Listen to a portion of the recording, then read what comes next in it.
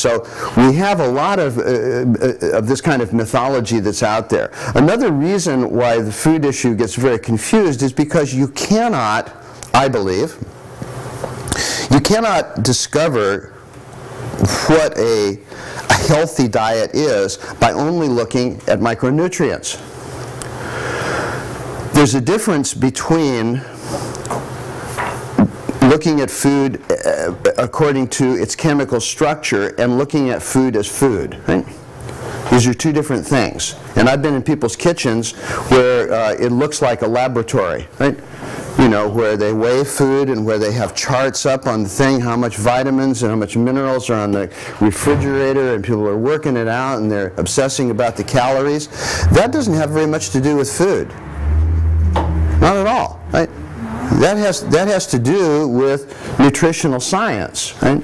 And the interesting thing is that if we just took this room right here, if I projected on the wall the molecular structure of a number of different vitamins, I think there would probably only be one person in the room that could identify any of them, and maybe she couldn't, right? Right? And not say with any kind of precision what the hell those things do, really. I mean, what they do from a scientific point of view. And so it's all an illusion, right? Understand the way I'm using the word here? It's an illusion, right? No, we're thinking like, where do we get protein? Meat. Where do we get calcium? Dairy, right? So we know the answer is where we get vitamin C. Oranges, yes, right, okay. And all of these things, all of these mythologies, and there's truth in there, right? But all of these mythologies have been driven by marketing. The increase in meat production in this country and the increase in meat consumption in this country was driven by financial purposes, nothing else. It wasn't scientific. Oranges were, you know, during the 1930s, they discovered that they could start irrigating land in Southern California and in Florida, and they could grow oranges really easily. And everybody said, yeah, but how the hell do we get people to buy these things?